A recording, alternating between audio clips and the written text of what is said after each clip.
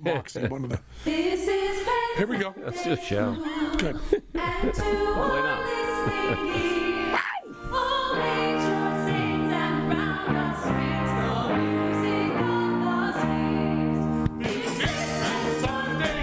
Brothers and sisters, welcome to Penn's Sunday School, starring Penn Jillette. My name is Michael Godot. Penn and I are broadcasting from the Show Creator Studios in Las Vegas, and Matt Donnelly is somewhere else. On this week's show, we have Jessica Kirson. She's a comedian and actor, and she's going to be on the upcoming season of Crashing on HBO. Congratulations. Thank you. Here he is preaching love, Mr. Penn Jillette. Yeah, we're doing these bank shows. You know, we're putting them in the can because I am going to be fasting starting next Tuesday for probably 3 weeks. Maybe longer. Water only. Water only What? fast. Yeah. And what I found out that's so disturbing about this. You thought you were here with sane people, didn't you? You look so what no, the are hell you kidding? No, this doesn't shock me. But it's only water? Water only fast, yeah. Wow. And what's interesting, this is really funny, this was on Fox News. Robert Kennedy's mother. What's Robert Kennedy Jr.'s mother? What's her name? Anyway. This is a quiz. I know. It's hard. You don't know Robert Kennedy Jr.'s mother? No, I don't remember anything. So you don't know everything, I'm really do you? bad. No, I'm really dead inside. Anyway, she is setting up, and this is so annoying, they are setting up a fast on the border to reunite children I saw with that. their families. Yeah. So, Ethel. is it Ethel? Right, yeah. Kennedy. Yeah. So Ethel Kennedy, type in Ethel Kennedy fast. Type that in. I don't mean to type. Hold on. Oh, I misspelled it. Type it in really fast. Really fast. Type it really fast. Can I just say it fast 3 times? Ethel Kennedy, 90, joins fasting protesting immigration policy. And when is it starting? It's taken longer to load. I typed it pretty quickly, but apparently. So I may accidentally get sucked in to a political movement that I agree with, but I'm not doing. Right. So this protest, they're saying they'll never be able to go 24 days, which I'm going to go easy. They're going 24 hours. Oh, really? You were going to be their hero. I thought it was 24 days. It's a chain of 24 days. Everybody's taking one day. There's no way she could last 24. She's 90. She's 90. Okay. I'm disappointed. I mean, if it was... You could be the guy. This is your big moment. You're going to step into the sun. Finally, Penn Jillette stands up for something human. Can you imagine Trump started hating me before, when the New York Times did a list of who Trump hated the most. Yeah. Like, here's the startling thing. Okay, first of all, we have a president who has a hate list that doesn't deny it. Oh, yeah. LBJ and Nixon had hate lists. They denied him. Mm-hmm. He has one that's actually out there. That's startling. The other part of the startling part is I'm on it. Why are you on it? This is fascinating to me. He doesn't like me a bit. Why? You mean when you were on the show? Well, yeah, but that's when it started because I said that his hair looked like cotton candy made of piss. And why would that upset him? Well, it's completely accurate. Maybe it's complete, and he can't handle any criticism. I mean, it doesn't matter what you say. Paul Simon says that the best line he ever wrote was, "The moon rose over, and the moon rose over an open field." Mm-hmm. I believe cotton candy made of piss is what I will be remembered for. But he was very, very upset that I said on Celebrity Apprentice that I would not support him as president. Wow. And I was told that would be part of his consideration for who would win, and I wouldn't do it. And then when he started running, I said that I wouldn't support him, and he started. And I had the exact same reaction Jimmy Fallon had. I know this exact emotion. It's not a gambit. Okay, it's not a gambit. It's real. Jimmy Fallon said, Trump attacked Jimmy Fallon, and Jimmy Fallon said, I don't remember the exact words, and his words are always carefully chosen, so forgive me. But to paraphrase, Jimmy Fallon said, "So the President of the United States attacks me in a tweet, and I'm going to answer him. And I go, wait a minute, I don't have time for this. And then I thought, he's the president. How come he has time for this? Yeah. That's the weirdest thing, is the idea that the president of the United States would choose to attack someone who's unimportant. And when that unimportant person he's attacking is you, it becomes very complicated emotionally. Right. Because you're going, what's he doing? Why? Is there work to do? I don't get it at all. It's been the most frustrating thing that he does is takes the time out to... Oh, come on. No, I mean, I'm talking about, forget about the policies and all the horror and everything he's doing, but in the beginning, when he started attacking people for things they were saying, like Meryl Streep and Hamilton and all that, I was like, are you out of your mind? It is funny. What is going on? It was crazy to me. Yeah. Crazy. Well, when the New York Times published his whatever top 20 list of people he hated, I was like in the top 5. Oh my God, I didn't even see that. I was right there with Hillary Clinton. Wow. As people he doesn't like. Really? Yeah. One of the only times I've been in any category with Hillary Clinton. That is so what happens is if they do a fast to protest Trump, and what day is it starting, Godot? I'm sorry, I'm looking to see if I can find the list of why he hates you. Yeah, well, he hates me. They just went by. I just wanted to see the number. I was excited about the number. Yeah. I was thinking, like the New York Times bestseller list. It's nothing but good news for you. He hates him so much because he said publicly he wouldn't support. I mean, he just cannot handle that kind of stuff. I've told this story before, but Al Franken, a friend of mine, not a good friend. I worked with him on Saturday Night Live, and I went over his house a couple times. We watched. The only time I ever watched the Oscars was at Al Franken's house. Boy, it's awful. I never watched it again after that. Terrible. And so when Al Franken was running, I'm not dealing with the Me Too issues with him. But that's all before this. When he was running for Senate, he asked me to support him.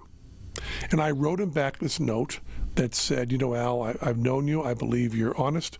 I believe you're hardworking. I believe your heart's absolutely in the right place. But we differ in our politics, so I won't be supporting you. I'm libertarian. You're a Democrat. We disagree. I won't be supporting you. But I wish you the best of luck, and you're a wonderful guy. I got back an email from Al Franken that said, thank you so much for your candor.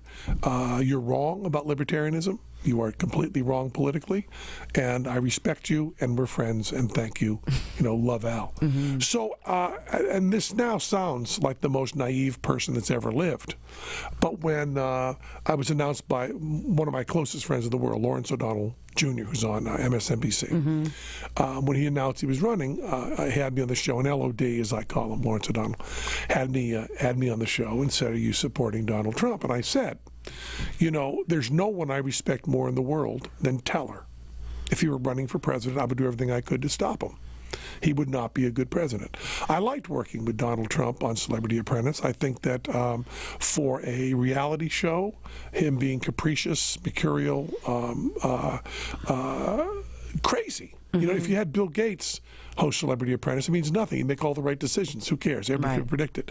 But having someone crazy like that is a good choice. I liked working with him. I was treated fairly on Celebrity Apprentice. That's great. But he would be a very bad president. I expected, because I didn't know anything at that time, that I would get a reaction similar to Al Franken. Yeah, we do disagree politically. Oh, no. No way. He also said, which I think is really funny, he said, no one had heard of Penn before he did Celebrity Apprentice. Isn't that amazing? That's what he does to every... That's hysterical to me. But it's funnier than that, because what's the name of the show? Celebrity Apprentice. Right. Which means by definition you can't be on it unless... They didn't ask me. Yeah.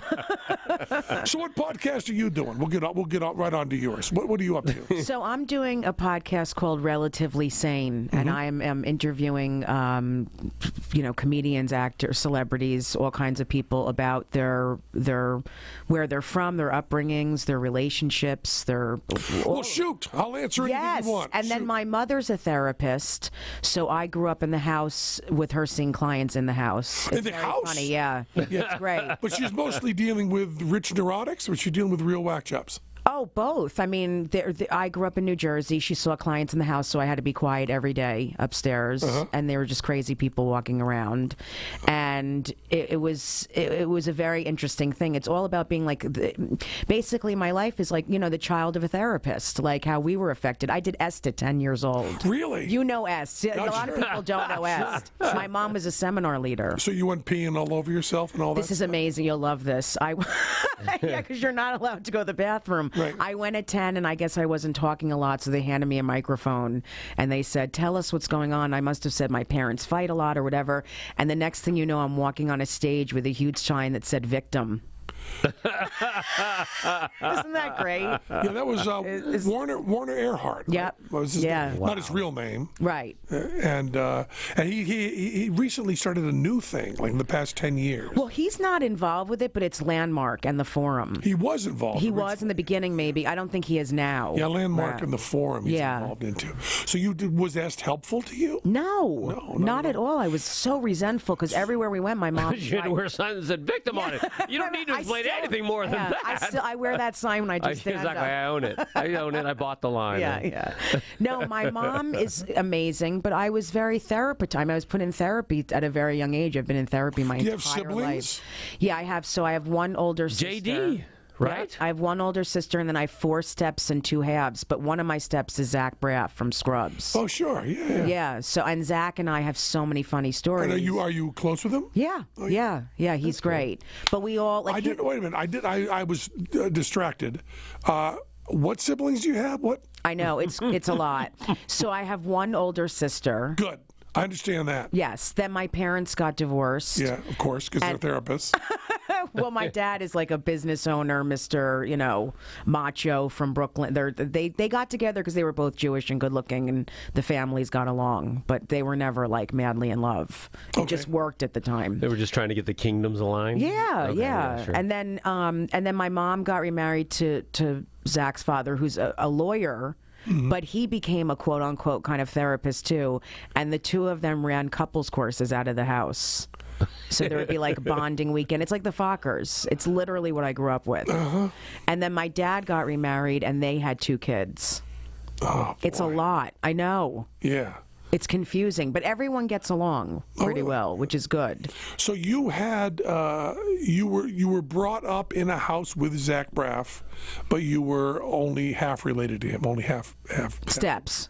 So he was 9 and I was about 15 when we started living in the house together. I see. Yeah. Because I have a friend who her mother got divorced when she was 16 or 17, and remarried a guy who had a son who was 16 or 17.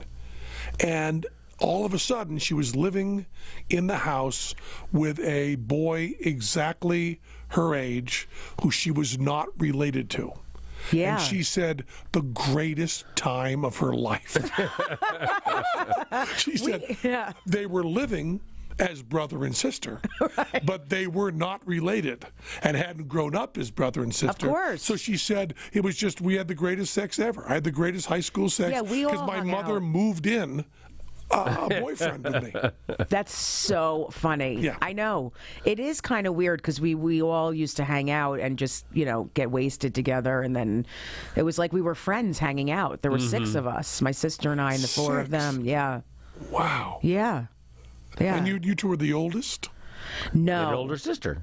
Well, I have one older sister, but there's my oldest stepbrother his name is Adam, and he's a writer. He and Zach have done a bunch of stuff together. How did your whole family end up in showbiz, though? That seems... Randomly, I went to school to be a therapist. I went for a master's in social work at NYU.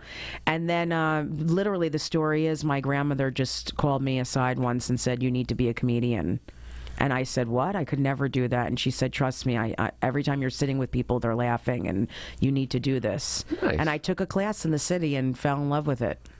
And you're on with Pete now. You're on Pete this season? Yeah, I was on last season, and then I just filmed an episode with them, and I'm doing another one basically with just he and I. Because I was on last season. Oh, you were? Yeah. I didn't watch last season. I was there to teach him about atheism. Oh. See if I can get him to leave his tired God behind. That's so interesting, because the episode that I'm doing with him, that's the next episode we're filming at the end of July, is about him being on the Catholic circuit doing stand-up. You know, and I do a lot of Jewish shows, but I'm not religious at all, at all. So it's kind of me working with him on that. You know, we do radio together, and he's doing the whole Catholic tour. There is you. What do you mean you do Jewish shows? I do a lot of shows for Jews. But what does that mean? It's a lot. Well, I do. The ones where they're not religious are amazing. Well, what does that mean, though? And where are you going to? Okay, so that's a good question. So who's booking that? Martin Schlommelitz. You know, no, I do a lot of private stuff, like at country clubs, temples, JCCs, but they're not religious. They're not Orthodox or anything. So I can say anything I want. I'm not restricted. But they do like a shindig. Yes. At where everybody in the audience is Jewish. Mostly, yeah. Well, how can it be mostly? Is it a temple or? Yeah, I mean, but there are people who bring people who aren't Jewish. I It's see. not, but I always get other gigs out of it. And so how it's big- all how about big- referrals. how big I get tons of work from it. How big a crowd is it? Oh, it could be 50 or hundreds. Hundreds. Hundreds. In a Even like the developments in Florida, I did a run of those, and I literally almost killed myself after that. I almost converted. A run. The developments that are doing like it's The condo association. Yeah, they have like entertainment, so there'd be 55 and over community, and they'll 55 hire and a over comic. community, yeah. You know, a lot of them, it's mostly that whole Borscht Belt thing is male comics. You know, like Freddie Roman, Sure. Capri, Pat, all of them, Pat Cooper. So when they see a woman, sometimes it was a lot. They'd be like, a woman perform, the men. So I'd have to really. But that can't be that true anymore. I mean, the people that are now over 55 are from a different generation. You know what's fascinating? So I'm doing the shows here, just to jump for 1 second, I'm doing the shows here for Comedy Cellar at the Rio. Sure. And we're doing 10 shows, and there's 5 comics, 4 men and me. And the club, the bookers, put me on last because I'm very powerful on stage. I do a lot of characters, and it's been a little weird. I'm telling you, I know the psychology of the audience very well. It's one of my, You have a degree in crowd I just psychology. do. I can walk in and know exactly what's going on the second I look at the audience. And I feel it from the men, like that there was all men and the woman's on last. It's weird. I can feel it. But in comedy now, the biggest stars yes. are women. Yes. I mean, Tina Fey is the most powerful person in comedy, right? Amy Schumer. There's a ton. But I mean, those two are. It's not men who are evolved. I'm talking about like some, older men or very conservative. Like I can see it because they don't think women are funny. Those men from that generation, they don't. It's different now. Yeah. But I do have a lot of those guys will come up to me. I didn't expect you to be funny at all. The minute I saw you, I was like, oh, female comic, but you really surprised me. You really proved nice. me wrong. Yeah. That's so nice. I can just sense it from some people. But the Jewish stuff, I just get referrals constantly. Like I do people's homes, I do baby showers, wedding shower. I mean, I know, it's great. These cash. It's amazing. These living room concerts. Yeah. I mean, John Davidson is doing living room concerts. Yeah, it's getting I've done popular juggling now. shows. I do juggling shows in people's backyards now. It's great. It's crazy.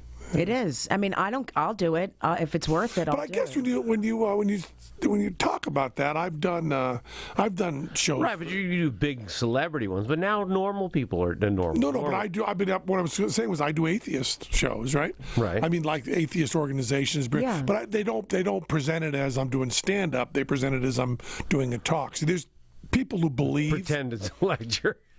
There's people who believe that I have a lecture that I do, and they hire they hire me to do it.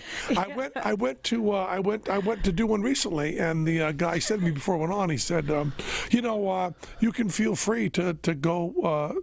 To depart from the script because we don't need it word for word. And I said, well, I don't really have anything in my head I'm going to say. Yeah. He said, well, you just go from hunk to hunk. I said, no, I don't have anything in my head I'm going to say. I'm going to walk up there and You'll figure it out. Tell me when we're almost near the end and I'll be done. Then I'll say goodbye. And then the other CEO came over and said, I'm eager to hear what you're going to talk about. I said, me too. I said, pound me too. But, no, I said me too. So I can understand that. But I'll tell you, if I have a choice for me of working for a Christian audience or working for an atheist audience, I go for the Christian audience anytime, any place. Why? That's interesting. Because the Christian audience is trying to prove that they'll be nice to an atheist, and the atheist audience is trying to find anything I've done wrong for the atheist movement. Like, isn't that incredible? You were on Glenn Beck, and he mentioned God once, and you didn't bust him because you started to say something else. Right. They bust me for that. Yeah. But Christians are always like, oh, well, we want to be nice to you. We want to show it, that we're really good Christians. They're showing off. Well, I just went to Israel, But by the way, Jews never hire me. Really? No, because even though I am, if you did one, you can get all the referrals, didn't you? See, yeah, you do. She doesn't know this. We did a show called Bullshit for years, and it was a show that busted things that we thought were bullshit. Oh, I remember that. We did that show for a long while. We did a show for 8 years. How many shows we did? You know, like 100. like 80 something, right? Yeah. Yeah, and from that, it's there are a couple websites that make it very clear that I am a CIA operative and a Zionist. They have proof that I am a Zionist from what I've said, so I should be able to get some of the Jew work. Yeah, you really. I mean, that's all they care about. A lot of them. Yeah. So yeah, I don't know how many Zionists look like me and are from rural Massachusetts, but apparently they're there. Where in Massachusetts are you from exactly? Greenfield, which is Western Mass, which is Route 91 and Route 2, where they intersect, which is about 20 miles north of Amherst. So it's Northampton, okay. Amherst, Northampton. I just performed in Northampton. Emily Dickinson area. Yeah, I used to live there, and my family has a house in the Berkshires. Yeah. I love it so much. So does they would, of course. So does Gilbert Gottfried. I know.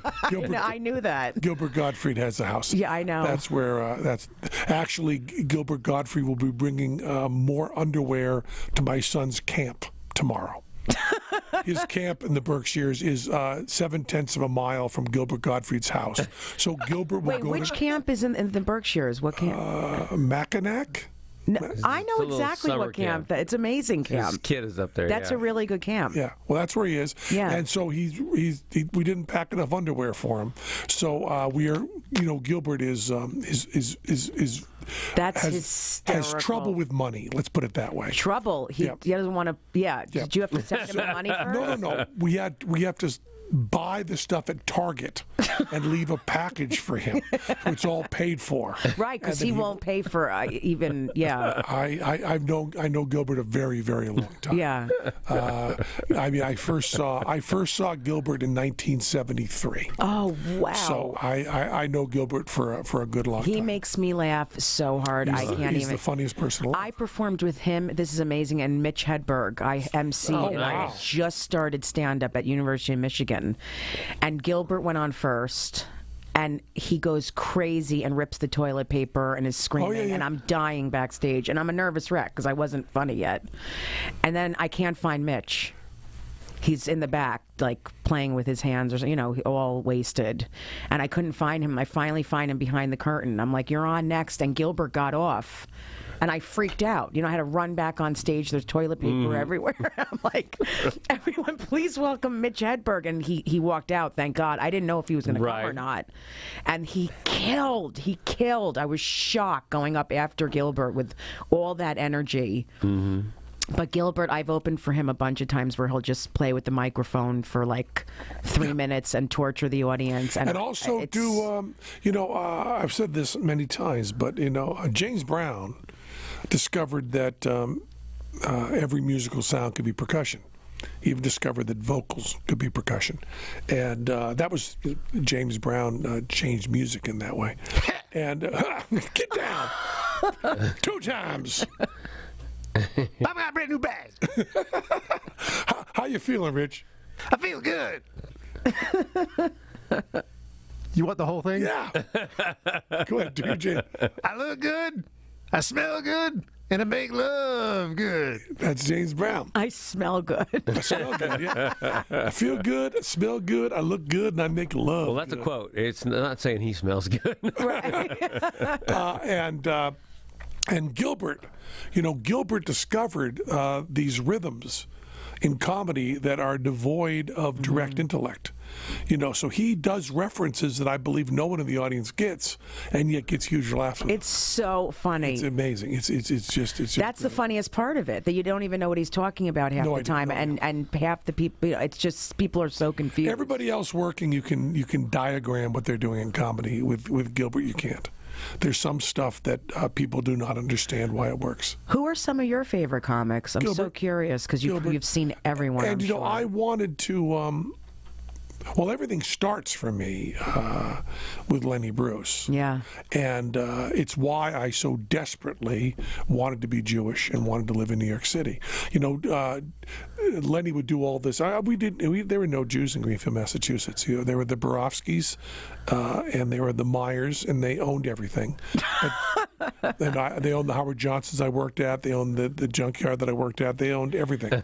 And but there was one small little synagogue type place, and it was all Catholics, and then the Catholics were the minority there, and then it was everybody else was Protestant. But there was no, and then I started memorizing, live at Carnegie Hall and all this stuff. And Lenny, of course, would say, not only would he say that that being a Jew was.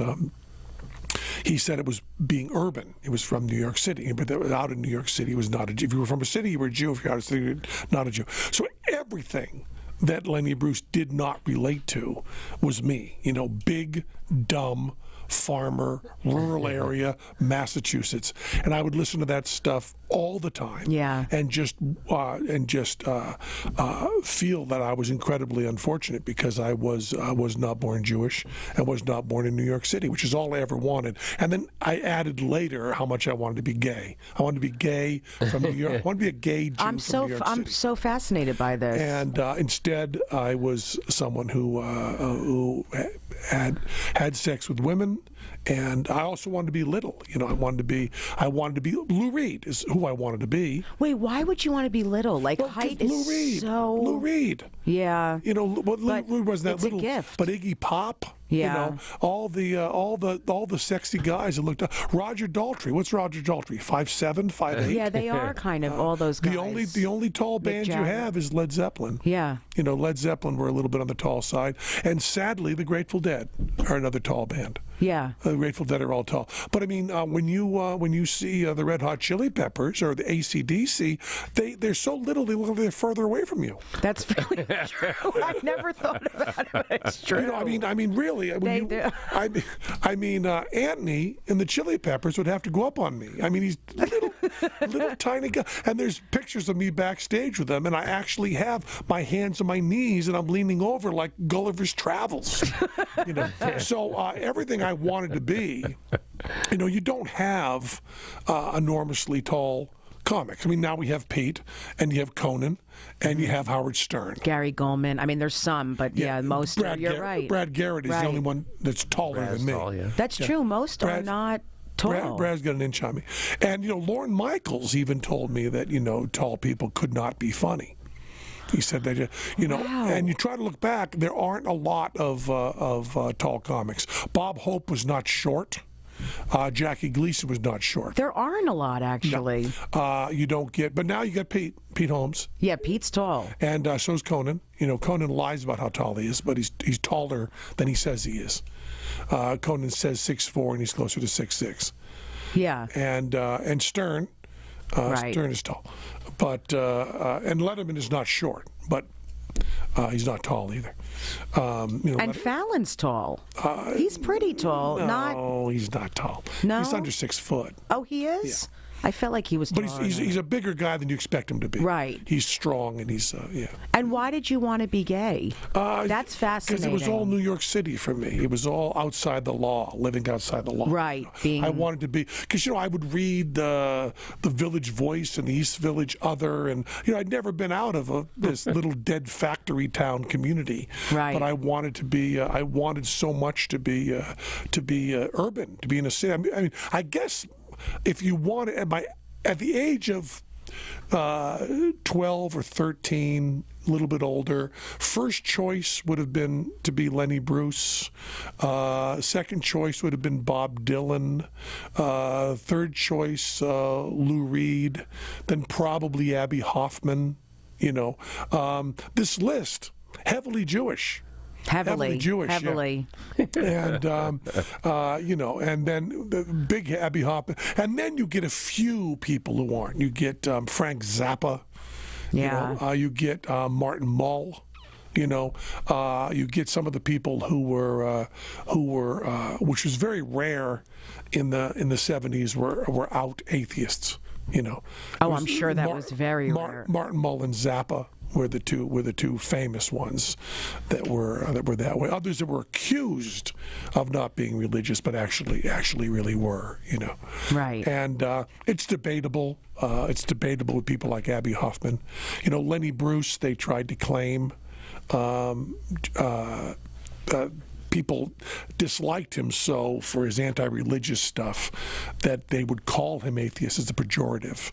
But I think that Lenny was probably religious. And Houdini, who was son of a rabbi, but although he hated faith healers and stuff, as much as I've tried, and believe me, no one's tried harder than me to make Houdini atheist. I don't think it can be done, honestly. I believe he was as Jewish as they come. Although sitting Shiva for over a year becomes something different, I think. But yeah, exactly. He only dressed in black after his mother died. And oh, really? Yeah, he's just. I had that in common with Houdini. The Mama's Boy thing we had covered, but I didn't have the Jew thing covered. And I got right to New York City. I didn't even finish high school. Second you got on your own, you jumped in the car and went. What did you do when you first moved there? I didn't really move there. I was homeless. I just kind of went there. But I kind of hitchhiked all over the country and did all the stuff. Bob Dylan, who then told me he didn't do any of that. And we found out that Bob didn't do any of that. All the stuff Bob Dylan says he did, worked with the carnival, hop trains, hitchhiked, all of that I did. Bob didn't. Bob went from Hibbing to New York and became a star instantly. All that stuff that is in his bio that's not true, I did it. So Bob's covered. Somebody did that for him. Just wasn't him. Yeah, I was thinking about, I just was, for some reason, thinking about it today, and I was like, wow, what a life. Like, sometimes I think about what I've done. Mm-hmm. My mom will say, do you understand what you've done? Like, the fact that you've done The Tonight Show twice or different things. And I'm like, no, I literally don't even think about it. It doesn't even faze me. But I was thinking about you and what you've done, and it's insane. I sometimes, it's so crazy. Once in a while, I find myself wishing for things that I've done. Which is such a weird experience. I'll go, I wish I were just a small voice in a Pixar movie. And then someone says, you're in Toy Story. And I went, oh, yeah.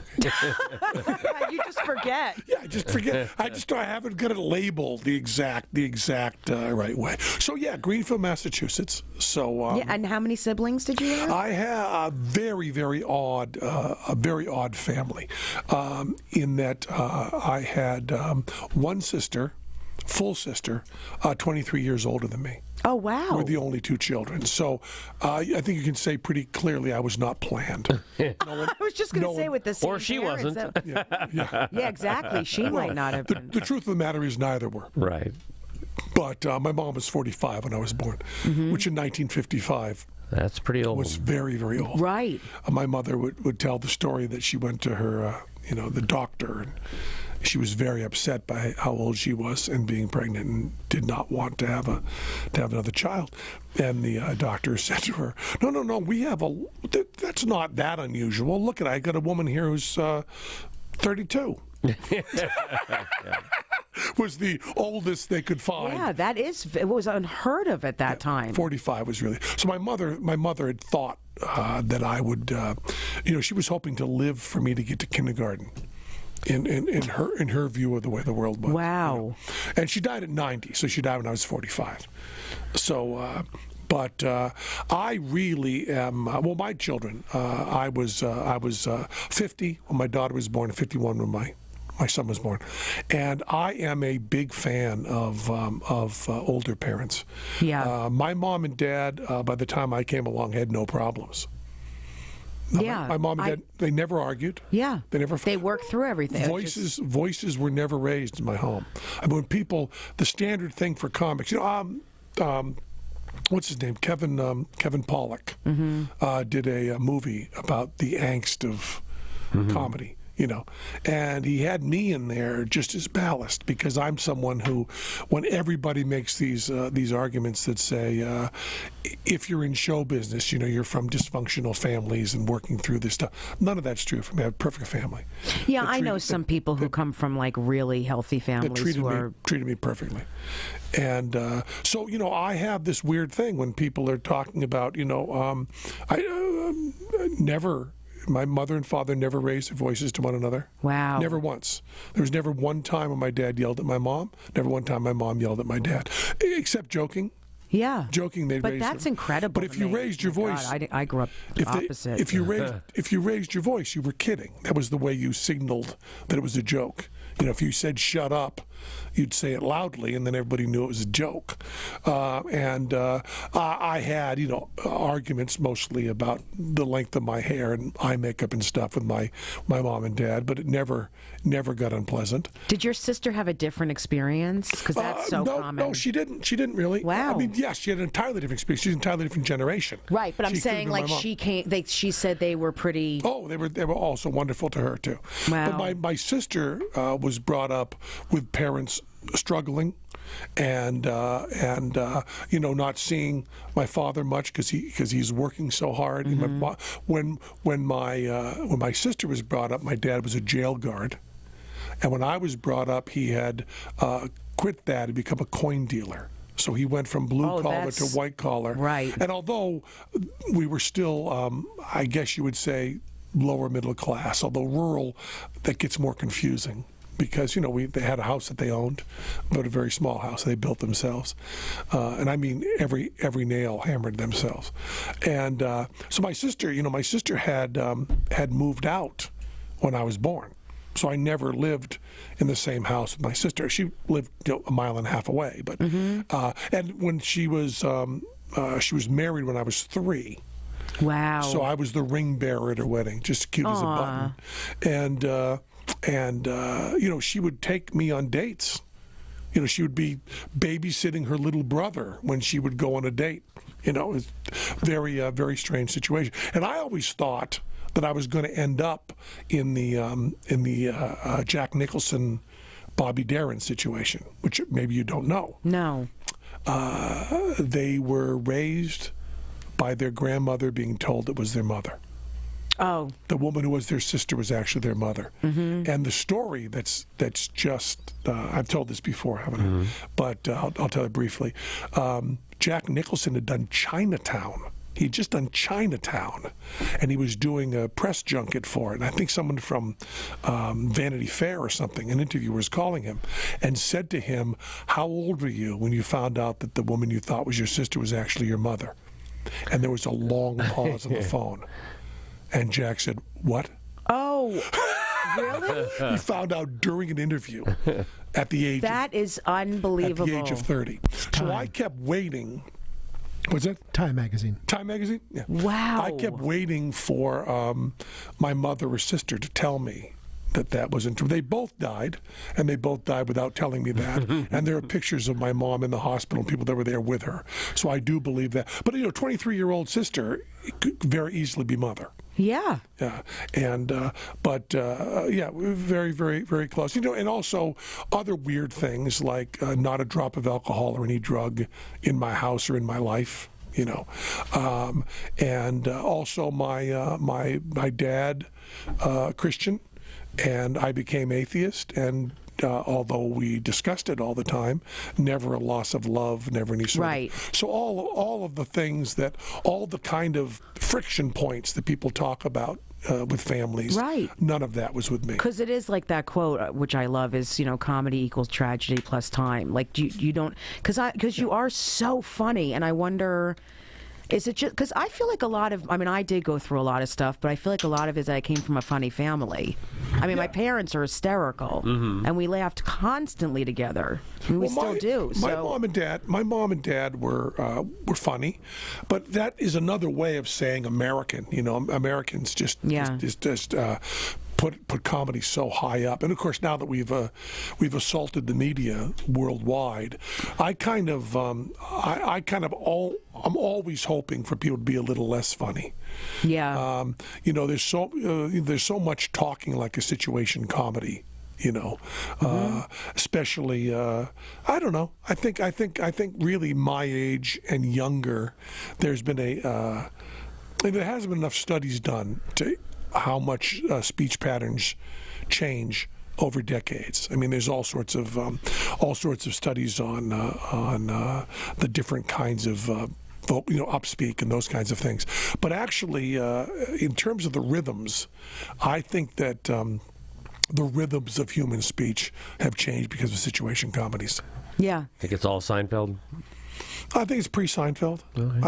I think that when situation comedy, because I Love Lucy is the invention of the situation my favorite comedy. show of all time. You like that? Yeah. My favorite. Lucy and Carol Burnett are my heroes. Yeah, and Gilda. Those are my heroes. I like Carol Burnett a lot. Carol Burnett's show used to make me laugh, so I couldn't even breathe. She's really funny. And really nice and really smart. Yeah. Lucy never made me laugh. I always cringed. I always felt bad for Lucy. Stop, Lucy. So just talk to him for a sec. I was so uncomfortable watching the show. If you guys are talking, you can solve this. You don't have to have this problem. Yeah, just tell him. Tell your husband that she's not. You want to be in the show. Yeah, that's all. Lucy got to watch her father shoot the boy next door dead. What? Yeah. Isn't that cool? What? Lucy's father was teaching she and her brother gun safety. He was teaching her and her brother gun safety. And the boy next door walked out behind the target and her father shot him. I never knew that before. So that's why they left town. Wow. Because they couldn't get over that. Moved to Cuba. Yeah. Lucy, you got some splendid to do. Yeah. Wow. I just loved her face. I loved her facial expression. And her body. Have you seen the topless picture of her? No. You can see Lucy topless. And I actually like her a lot. For all I care. For all I care. I like her a lot. She's in a Stooges short. Did you know that? No. Lucy's in one of the Stooges shorts. And I actually like her in that a lot. She plays, it's not Woman Haters, but another one of the ones where the boys join. And Curly Howard, of course, shot himself in the foot.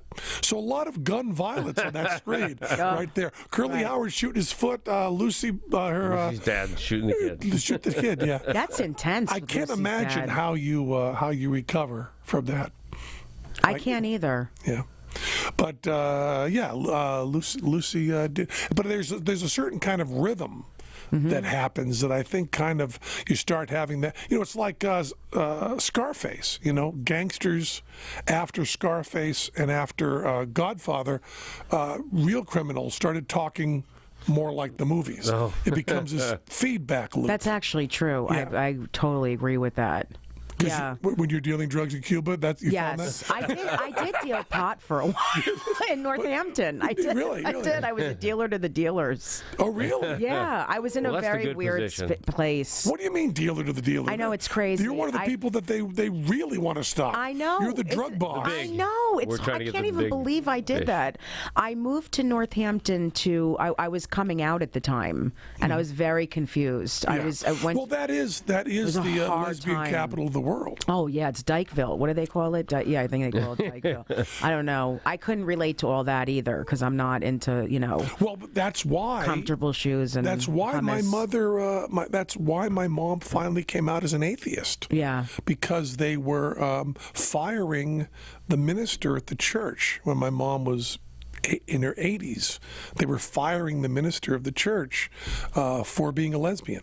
Really? Because the old men at the First Congregationalist Church were saying that if we have a lesbian minister, it was the time when the United Church of Christ came out with open and affirming. Right? They came out and said it was going to be okay to be gay or lesbian. They hadn't gotten the other letters of the salad yet. It wasn't. It was just LG. You know, they didn't have BTQ. Now there's like 17 of them. Yeah. I don't even know what's going. They didn't have that. It was just LG, and she just said, "Yeah, it'll be open."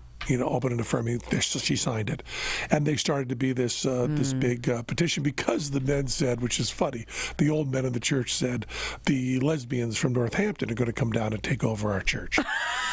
And my mother was so upset with the fact that they were treating the minister badly. She just said, "Okay, I'm an atheist."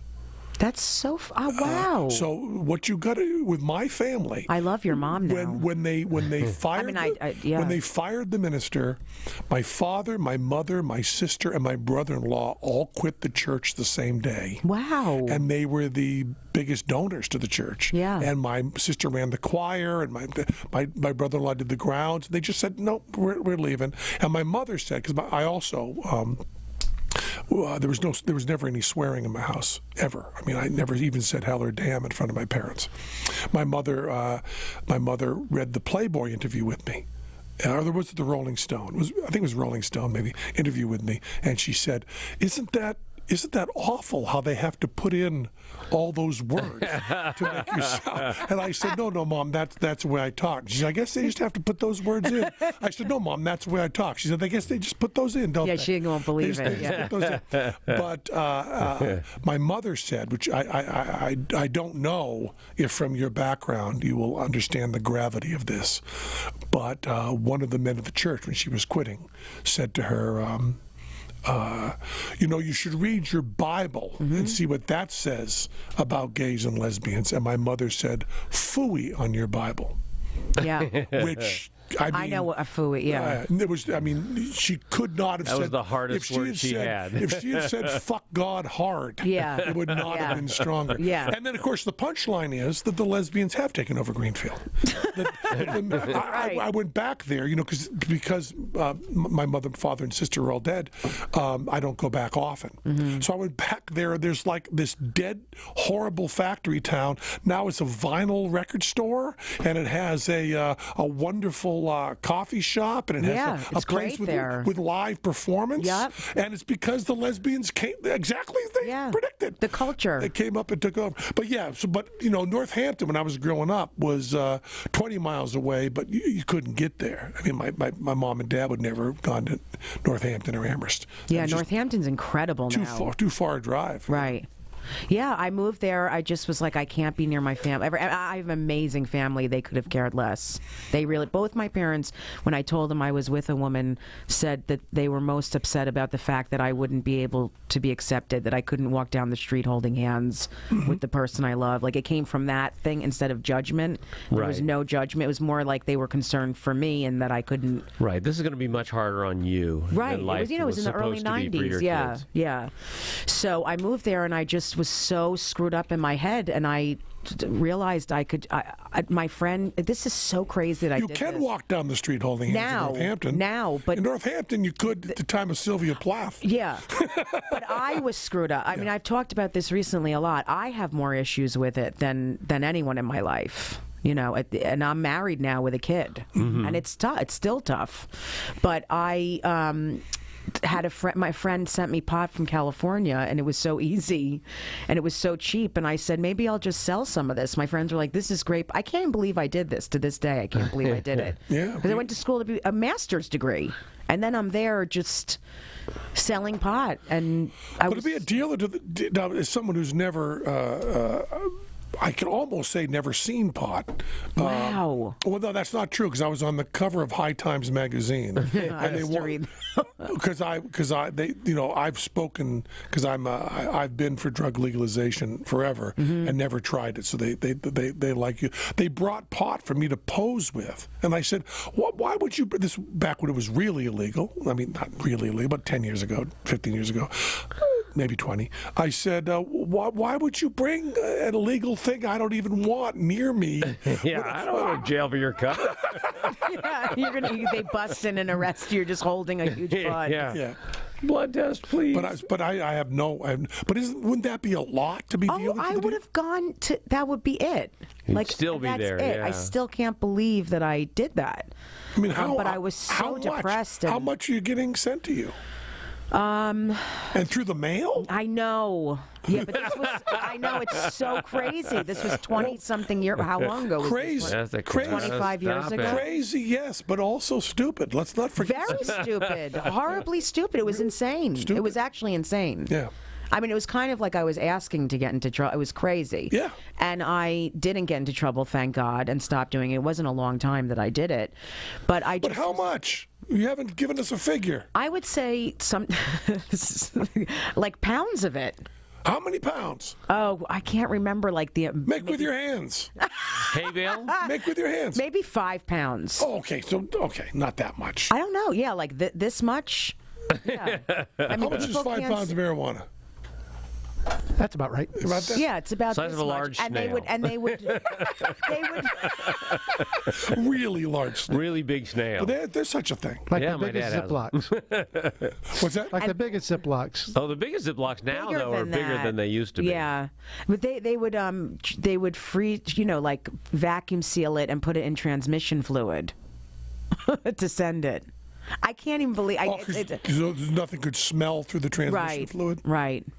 And I really would have been put away for. Yes, that's you it. It's a federal offense. There are people doing life for that amount. And, Except I'm white, but whatever. Yeah, there are white people that are too. Yeah. Your parents would have gotten you a very, very good lawyer. So Yeah. maybe better. Yeah, but.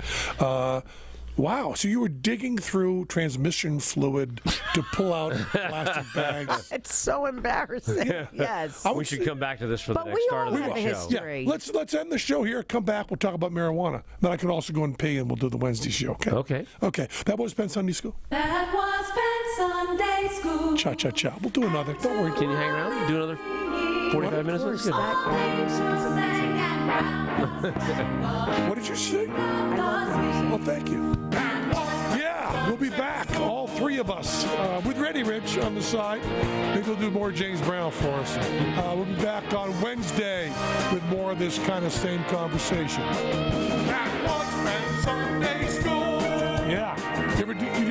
You did ecstasy, right, when it was legal? When it was legal. I bought it in Texas, yeah. That's your entire drug. That was my drugs in life, yeah. Never mushrooms, never that. We love you. Before you go off and pee, Yeah. I want to fix something. Wait, ecstasy was legal? Yeah. When? Texas, 1985, I never. 86. What do you want to? I bought it at a bar. What do you want to fix? I got to wait for him. No, shut up. That's a Steve Allen quote. I want to fix that Steve Allen quote because it's backwards. What did I say? It's tragedy plus time equals comedy. Say that. It's the other way around. What? People misunderstand what he was saying there. He was commenting on the appropriateness of talking about a tragedy in humorous terms. Mm-hmm. He wasn't making a statement about comedic theory. Oh, that's right. That's right. Okay. So you want to say it right? I just wanted to put that in there. Okay. If you want to say it in your own words. Or do you want to put it in your words? It's up to you. Steve Allen said comedy plus time equals tragedy. What he meant by that... Other way around. Tragedy, I said it backwards too. Tragedy plus time equals comedy was referring to being able to take an amount of time before you could talk about it, and not that it automatically made it funny. Although, I don't know. There's some things that even time doesn't make funny. We're emotionally correct. Emotionally correct. That's what our show's called, Emotionally Correct. Go, let's go. Emotionally correct. This is Penn Sunday School. Oh! And and to Orleans. This is a hymn, my favorite hymn from when I was a child. Angel sings and round us rings the music of the sea. Brothers and sisters, welcome to Penn Sunday School, starring Penn Gillette. My name is Michael Godot, and Penn and I are broadcasting from the Show Creator Studios in Las Vegas. And again, Matt Donnelly's somewhere else. This week is the second show on our talk with comedian and actor Jessica Kirson. She'll be on the upcoming season of Crashing on HBO and on the current episode of Penn Sunday School. Here he is, preach of love, Mr. Penn Gillette. How did you could not have swallowed her last name more. Kirson. So you moved to Northampton, where you were a pot dealer, and you were going to school. Where were you going to school in Northampton? I didn't go to school there. I went to school at NYU. Five choices? No, and I went for a master's in social work at NYU, and then I just moved there, and I wasn't working. I was so lost. You were selling Comedy is pot. just like social work, and so is selling pot. It is. It's the same. Those are all the same comedy's motivation. The same thing as being a therapist, except you don't have to listen. You talk. I hate listening. I couldn't do what my mother does. There's no way. That listening. And now I'm married to a therapist too. Oh, really? It's amazing. Yeah. How'd you meet her? Well, through friends, but it's Thankfully not professionally. no, and it's great. She was my therapist. But I love you. Yeah, I was like, why not just do it? I have a friend whose therapist committed suicide. I heard that too. Yeah, a friend of that. Do you know? I think you know who that happened to. I might be wrong, but Sarah Silverman when she is was a that true? teenager. Is it Sarah? Is that true? It might I have think been. he did that when she was in the waiting room. I just heard that recently, and I don't know if it's true. Yeah, I don't know. So if it's not, I apologize. It's a good story. Yeah. Well, Sarah Silverman's, New Hampshire. Yeah, She's from New Hampshire. She's Because Sarah Silverman, Adam Sandler, and I all have the same accent if we let it down. Yeah. Yeah, that we all fake different ones, but we all have that Western, that New England, New Hampshire on the border of Vermont and Massachusetts. I love that So how long were you in Northampton? So I was there for a couple of years, and I started just working in stores to make some money and stuff. And then I moved back home. What stopped you from dealing pot? Just that I realized it was insane. It was ridiculous. I'm like, what am I doing? But I was just going Transmission through fluid a very allergy. yeah, exactly. Rash on I my learned how to hands. build cars. So Yeah, I had all this left over, and I thought, wow, I can turn this into a business too. yeah, exactly. No, I just decided to move back home and. Just start accepting who I was and work on it and go to therapy. And then I started doing stand-up and becoming While you more were in okay with Northampton, everything. you were doing No, I moved back home and started doing it in New York. Yes, and that's where I've been doing it the past 19 years. It's great. And did you meet your wife in Northampton? No. So I had Also been in a New York. couple of relationships before the one I'm in now. And of course, because it's with women, it ended after like 2 years and it went on for 12. Yeah. And then That is the stereotype. Yeah. I say a lot of. I love how a lot of straight men watch lesbian porn and think it's like they see women with long nails, like, oh my god, your fingers smell so good. Oh my god. I'm like, real lesbian porn is women just sitting around crying and eating hummus. It's really sad and just. But we met through friends, and then Danielle's great, my wife, because we are from completely different. I mean, I am from the Jewish, country club, New Jersey suburbia. Where in Jersey? South Orange, New Jersey. Liberal, and she is from So that's Queens. really New York. Yeah, very, very New York. And she's from Queens, Irish Italian family, only girl, all cops and firemen. I say it's like Dynasty and All in the Family. It's hilarious. The two families came together, and everyone is close and gets along. And she had a much harder time coming out than I did. Oh yeah, well, She's only girl. They go to church every week. It's a whole thing. Yeah, I can see that. Yeah. And about the same age? You the same age? She's almost 10 years younger, and I'm an older mom. We decided to have a kid, and she got pregnant. It's it's interesting what we're talking about, because a lot of these things in life, I think, have shaped who I am. Like, we, had a daughter, but we knew at a 6-month sonogram that she had heart disease. So we saw that she had one valve. and we had to plan an open heart surgery for her right when she was born at Columbia in New York City. So she had a fake valve. Since you couldn't do a bris, you figured. Exactly. Well, we added that, and that's what's in her heart. So you get open heart surgery right after she was born. 6 days old. Wow. And then she's had 2 more and a stent, and she's 2.5. Oh my goodness. But she's okay. But it just really framed who I changed as a person, just being in children's hospitals and seeing things I've seen. Was she a test tube baby? Yeah. Our daughter too. Oh yeah. Test tube baby. Yeah. Oh okay. Because we were so wicked old, we probably could have conceived naturally, but didn't wait to find out. We gave it like 6 months. And then also, it's riskier. She immediately got pregnant right afterwards, legitimately, which is why our son gets $30,000 more than our daughter. Right, that makes complete sense. It costs a lot less to right. get him born. It's a fortune. I know. But so she was your daughter's test tube. That. Yeah, she is, and I know that the term is in vitro, but I love using test tube. No, I like that too. At the time, it was so terrifying. So the first test tube baby just turned what, 50? Yeah, pretty old now. Yeah. Oh, I didn't even know that. That's interesting. And all the headlines at that time were that this was the end of the world. That these were going to be not really people, and aliens. It was crazy stuff. Your kids are aliens. How old are they? My daughter's 13 and my son's 12. Oh wow! So they're 11 months apart. Yeah. Which is called. Irish twins. Yes, if you want to use the racist term, yeah. I do. That's all I want to do on this podcast. But yeah, they're Irish twins, and so my daughter just turned 13. So we now have a teenager. And Godot, you have. I have 2 kids. Yeah. Yeah, but your son is how old? 18. Just turned 18, and my daughter's 16. Yeah. It's both tough, adopted. the teenage. Well, the test tube thing didn't work for us. We tried it, and after $100 billion, we decided. When you fail at test tube, you're really failing. Yeah. I know it's tough. I've been through it. It's a huge amount of money and huge, awful, and that was bad. That was a rough time. Yeah, it was really rough. Yeah. Well, he's the dipshit who married his ex-wife. Right. We broke up possibly because of the IVF. Yeah. Certainly was a contributing factor. Yeah.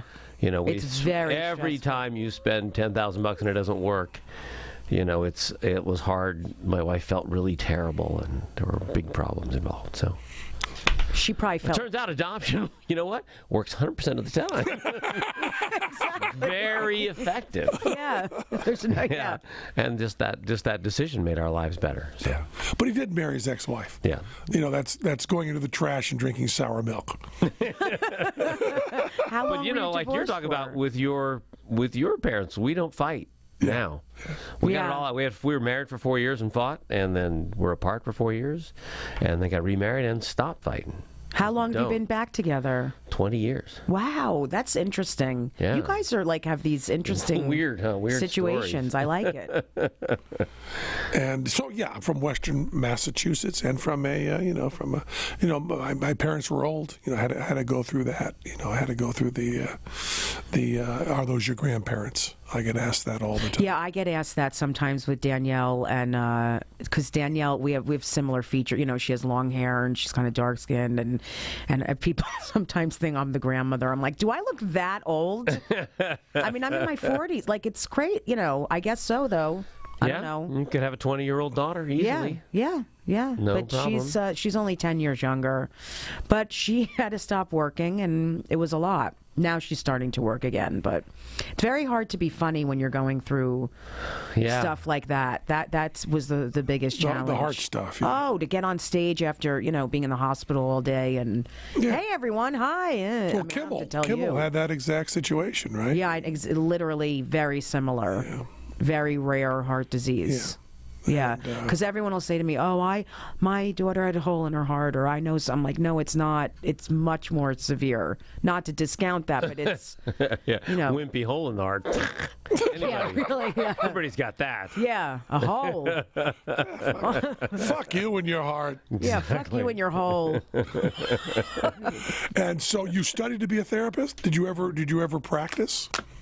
When I first graduated I started to do it, and I was miserable and hated it. And then I immediately got into stand-up. It just happened. Excuse me. Things have happened, thank God. This is a great story. When that happened with Isabella, my daughter, and Danielle and I were like, oh my God, what are we going to do? Like, she had health insurance. She ran a program for teens with addiction and behavioral problems. Very heavy duty job. It was a live-in place for 15 years. But she had, a salary and health insurance and all this. And then all of a sudden we have this situation, and we decided she should be home. Like, one of us needs to be home. And I was like, okay, I'm going to have to do a ton of cruise ships and colleges, like stuff I don't want to do, but I'm going to have to do it for the money. And then I was performing. You were cruise ships and colleges? A lot, yeah. Do Used you? to. Not anymore. It's so depressing. I'm especially. You liked it, though. Godot liked it. The first time I did cruise ships, I liked them. I don't like them now. Right. I liked them at first, but then it became really lonely. It's hard, and you're just the weird guy eating dinner by yourself every day. And everyone's like, you should do a joke about you just never get bothered everywhere you go. But I was performing. I've never been on a cruise ship. Really? Never. No, we're going to now. We're doing a private party going from hell to high water. Seoul to Singapore? Wow. Seoul to Singapore. Okay, yeah, that'll work. You Is can do that right? Yeah. I made those up. No, they're close. They're water you don't even places. know where you're going.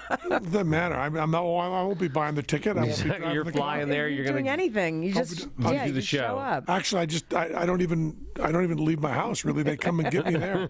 in the boat. No, but I'm joking. I'll be I connected know. each place. Yeah.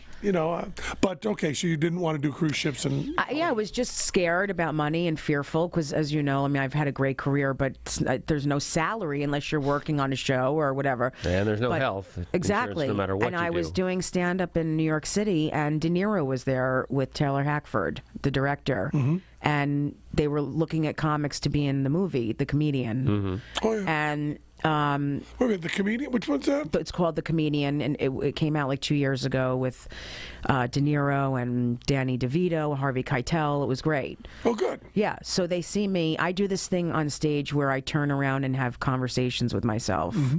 So they walk in and my back is to the audience, and I'm just like, it's going to be okay. You chose this career. I have these whole conversations, and people in New York love it because it's like inner dialogue. And De Niro loved it and chose me to be in the movie. It was like so random. It happened right when this was going on. And he called me in to meet with him, and I went to meet with him. The meeting lasted for hours, and to make a very long story short, I was his side person for 6 months. I was in his ear the whole movie on a microphone, and I taught him how to do stand-up, met with him every morning. But he'd already done King of Comedy. Right, but this was different because he had to look like he had been doing stand-up for 35 years. He had to really look secure and look like he knew what he was doing. Bitter. But I didn't just... It's really hard to get him bitter enough for that. Miserable and yeah. But the thing is, I got a producer credit because I became like I was in every scene with him. Like he wanted me there with him on every scene. So even the Leslie Mann was in it, and there was an intimate scene between the two of them. And Bob is like, "Where's Jessica? Jessica needs to come in and show us what to do." I mean, he really relied on me. It was insane, and that was just from performing. And you had an earpiece. He had an earpiece while he was doing the show. The entire movie. And you were talking to him. Yeah, giving him lines or. Yeah. Improv lines and all kinds of things. I mean, it's like an old school story. Where were you sitting? Sometimes I was right in front of him, just showing him different things to do. Or with a hand mic going into his ear. He had a little microphone, and I was at a little port normally by the producers, and then towards the end of the movie I said, if you don't move me from the producers, I'm not doing this anymore. I had to say that to them because they kept telling me what to tell him, and they were all trying to Sure. it was one big power thing where they were all trying to tell me what to say and what to do. I'm like, I know what I'm doing. I know, I had developed a strong relationship with him. So it was fascinating for me. Also, just being a woman with all these men. I'm just this comic who gets called in, and he just trusted me. De Niro actually chose me to not be in a movie with him. Which movie? I was supposed to be in the one about blacklisting. What was it called? I don't know. I forget what it's called. Maybe it's called like The List or something. But I was supposed to be his childhood, his college friend who turned him into the blacklist during the McCarthy hearings. And I think the character's name was Bunny or something. And I'd gotten through all the other auditions, and then I had to do the reading. The final one with him. De Niro. It's so hard. I know. And well, I'm not an actor, so I wasn't good. But they hadn't noticed that. No, De Niro thought that his problem. So he said to me. That doesn't mean it has anything to do with the real thing. I would guess it was lack of talent. But what he said was, I was too young to have gone to college with him. He's pretty honest about stuff. So believe it or not, really. I'm 10 years, 12 years younger than De Niro. Well, yeah, he's in his mid-70s now, or even he might be 76, 77. I don't know. So he's 13 or 14 years older than me. So we wouldn't have gone to college together. 74. He's 74. So Guilty by suspicion. 11 years. Guilty by suspicion? That was the name of the movie? Yep. Huh. Oh, well, I'll be wow. damned. And it was Bunny. It was Bunny. So I knew the character name, but it was very funny because I was really surprised at how sloppily he read. How he didn't read well aloud. So I thought it was going to do really well, but then he was actually not auditioning. I don't know if you knew that. No, but what you're saying is very common. During the screen test, he was reading with me, and it was really sloppy. So I thought, oh, this is going to be great. And then it got to the acting part, and then he was good. Like when he had to get mad at me, and my reaction during the screen test was, oh, jeez. You're really mad. I know, it's scary. I thought we were friends. We're just auditioning. Yeah, leave me alone. But I never, when people are good actors, I don't like working in shows with people who are good actors because then I always think they're really mad. I like bad actors. So I understand. I know they're fake. I don't want someone really yelling at me. You know what I mean? Of course. Yeah. I saw him blow up twice. For real? Oh, dear. And I'm not kidding when I tell you I literally felt like my hair blew back. Do you know what I'm saying? Like you're like those dogs hanging out of a window. Like I was like, well, it was so powerful. He has a bit of a temper, right? Well, he didn't flip out at all. I mean, it was months we did it, but there were a couple of times where he just had it, and he had a right to. There were, it was stuff with producers and director, it gets all crazy, and he flipped out, and then it was just silence after that. Like everyone knew, don't say a word. Yeah, well, that happens when people flip out. Yeah. Yeah. But I never got to work with him. I got to be at an awards dinner with him at a table where he thought I was crazy, and I also was in that audition, which fortunately he didn't recognize me. I don't think from the awards dinner, or didn't remember me from the awards dinner, or I don't believe I would have gotten the audition. But you behaved poorly at the awards dinner. Is that what you're saying? Behaved oddly, probably more oddly. In what way? I'm so curious when you say that. Like, what did you do that you think he would have thought you were crazy? Well, you say it like there's be some question about it. It was the what are they called? The Obie Awards. Yeah. In New York, and I was hosting. Oh. So I was hosting, and De Niro was getting some sort of Lifetime Achievement Award. And this is before he did, you'll be able to tell me this, Reddy Rich, the movie where he plays a priest. He's got long hair down to his shoulders. He goes down a river or something. I don't know. He's going to do that one. But he had really long hair. And The Mission, maybe it's called The Mission. Did you do a movie called The Mission? I'm looking it up. Okay. He's done so many movies. It's insane. And I was at a table with Kevin Kline and Phoebe Cates and Wally Shawn and one or two other people. Now, Wally Shawn, Kevin Kline, Phoebe Cates, and I all arrived thinking there was going to be supper. True Confessions. True Confessions, yeah. They didn't do a movie called The Mission? That's not a movie? I didn't look for it. Okay. I don't think there was True Confessions. I think it was like in South America or something, and so we thought there was going to be missionary. Supper. The missionary. There was going to be supper. Mm-hmm. I was sure of that. So I was there to host, and I was going to sit at the table and have my supper. Especially if you're hosting, you want supper. Yeah. And so I sit down there, and there's one bowl of snacks in the middle of the table. It's just like some peanuts and some Chex Mix. So at an awards at an award ceremony. Well, it's the Obies. It's off Broadway. Right. So it's no budget. There's no budget. It's like 300 people in a room on rounds. You know how much it costs for peanuts for 300 people? $600. So I got there with Wally Shawn, and we ate the whole bowl. And then Phoebe Cates and Kevin Kline arrived and said, I thought there was going to be food. We said, well, there was a bowl of snacks. And I said, but Wally ate most of them. And then Wally said, well, no, Penn ate most of them. I said, well, I thought you were eating. He said, well, we ate the snacks. And Kevin Kline said, well, there's no snacks at all for us. And I said, no, we'll get some snacks. So I motioned to the server, and I say, can we have another bowl of snacks? Because Wally Shawn ate them all. And they said, I'm sorry, we only have these one bowls for each table. What? And I said, no, we'd really like snacks. And Kevin Kline said, we didn't get any snacks at all. We got none. I said, they ate them all by Penn. I said, no, it was actually Wally ate them all. And so they didn't get us any more snacks. So then De Niro comes in. And when De Niro comes in, the whole place goes hush, and he's in a long ponytail. He's with his date at the time, and they sit down. And when they sit down with their backs to the table, us, facing the stage, which is going to be fine when the show starts. But they sit down without even. That's actually really funny. I'm sorry, it's hilarious. Like because there's no show yet, but they already have their backs. They already have their backs to us.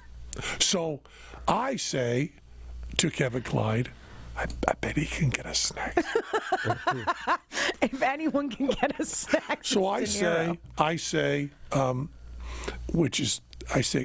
me, Mr. De Niro, and he turns around, what? And I go, we would like snacks for the table, and we couldn't get the snacks for the table. So we think if you ask the server for snacks, I think this is the funniest story. we'll be able to get snacks. Would you do that for us? And then De Niro said, I don't want any snacks. And I said, he said snacks. De Niro said snacks.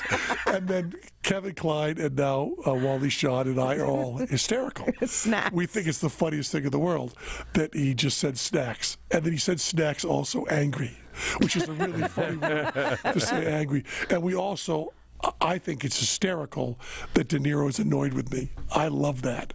And I'm now showing off for Wally Shawn and maybe Phoebe Cates a little too. I'm showing off for them.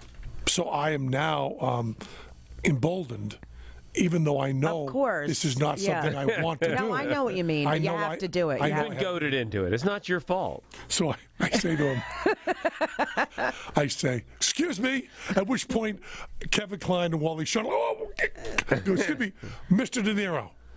And he turns around and goes, what? Now he's mad because he was in the middle of a conversation with his date. Yeah. I said, I guess you didn't understand. We don't care about you having snacks. We know you. But I said, Wally ate most of the snacks, and Kevin Kline and I didn't get many of them. So we're asking you for humanitarian purposes to use your clout as Robert De Niro to get snacks. Because you've worked hard in show business. You now have a great deal of power. We'd like you to use that on behalf of our table mates in order to get some snacks. So please, don't be self-absorbed. Don't just be Robert De Niro, but kind of extend it to your table mates and get some snacks for all of us, especially Kevin Kline, because Wally Shawn, the pig, ate most of them. This is the funniest thing. And De Niro goes, I'm not getting your snacks. Leave me alone. At which point, Kevin Kline, I don't believe, ever stopped laughing. And it was that kind of laughing, like that laughing in church, or forgive me, synagogue. Yeah, no, that laughing where you're not supposed to be laughing. Because Kevin Kline does not want to be caught laughing by De Niro. And also, in a very, very deep way, we're all laughing at De Niro. Right, of course. In a certain sense, even though he's De Niro, in this story, I'm kind of the bully. Yeah. I'm kind of just picking on De Niro just for being, he's just trying to sit there with his date at an award show and not be noticed, and some dipshit He's beating him up about snacks. About snacks is great. Which also, what maybe De Niro didn't realize, but I certainly did at the time, was the person who would be introducing him for his Lifetime Achievement Award. Was going to be the host for the evening, who was Mr. Penn, who felt during his Lifetime Achievement Award was the proper time to bring up snacks again. De Niro, although he's done this, and this, would not help Kevin Kline get snacks. So when I was auditioning for this movie, they told me I was going to be reading with De Niro, and I thought to myself, if he remembers me as the snacks fellow, I'm not getting this. There's no way he would have remembered that. Yeah. Then there was another time, my other De Niro story, and then we're going to hear yours, because you must have really good ones. Do you have De Niro stories you're willing to tell? Yeah, I mean, it was very much like a work environment kind of thing. He was really cool with me. I don't know. We didn't have like a lot of snacks. We didn't have a lot of weird stuff. But there was unlimited snacks though on the set, right? Unlimited snacks, yeah. And he always had the same thing all the time from his assistant. What did he have for snacks? He always had he always drank espresso. He had an espresso machine, a lot of espresso. Mm-hmm. And he had a specific donut every morning from a shop in New York. A specific donut? Yeah. Like, I don't remember the name of the store, but it had How can you not remember? How long did you work with him? Months, but You don't remember De Niro's donut? I can't have donuts. Why can't you have donuts? Because I'll eat 700 of them. Yeah, well, there's Krispy Kreme here. Krispy Kreme yeah, here in those Vegas. are good. It wasn't. It was. I would very much like to know what De Niro's donut was. Yeah, I'll find out and let you know. Send it as a gift. Yeah. Yeah. An apology. Here's a snack, Bob. I'm sorry about the snack adventure. With a bite out of it. I said part of this to Kevin Kline. You don't remember the donut he got? I don't remember the name of the store. No, it was years ago. What kind of donut? The store must be bitter about this It was a plain glazed donut. Plain glazed donut. But it was a specific store. And, he had to have everything the right way. He was a very healthy eater. He's really in good shape. No. I know because of the donut. I know. No. Donut, not healthy eating. I agree. There's not a healthy donut. You're right. No such thing. Not the yet. only way you can have a healthy donut is if it's not a donut. And he would cut it with a knife into pieces. Well, this is awful. You came here to destroy an idol of American acting? That's your purpose here? I'm sorry. The only thing that all of America agrees that Trump is wrong on is using a knife and fork with pizza. Well, everything else we're divided, but not on that. But De Niro's cutting up his donut with a knife? Well, not into like little tiny pieces, but like, in half or then in I don't feel good about anybody who cuts a sandwich in half. Do you cut your sandwiches? Never. I don't either. Wouldn't even consider such a thing. That's like letting the flavor out. Yeah. Or in quarters. balloon Yeah, in people half. go nuts with cutting sandwiches or the diagonal thing. Diagonal. Diagonal's the worst. The only exception is I will allow a grilled cheese to be cut. High tea. That makes high sense. Tea has And high tea is okay too. If you're doing high tea, that's all right. The only story you've got is that De Niro had a donut you don't remember? No, I mean, Let's talk a little bit about stories. De Niro had a specific donut that I don't remember, not a story. Yeah, well, this is a good story. I mean, when Trump when he was just running to be the Republican candidate. I mean, it was before he won everything. We would be in his trailer and he'd watch CNN and just. Oh, so you were.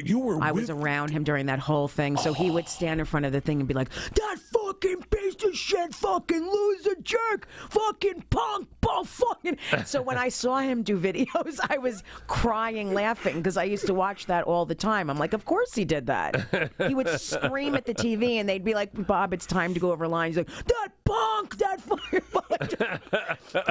Sometimes with no shirt on because he was having his makeup done or whatever, and I would just watch him from the sofa in his trailer, like, whoa. It's Travis Bickle. Yeah. Travis Bickle yelling at the dipshit. He also, I don't know if you knew this, but he has a young daughter.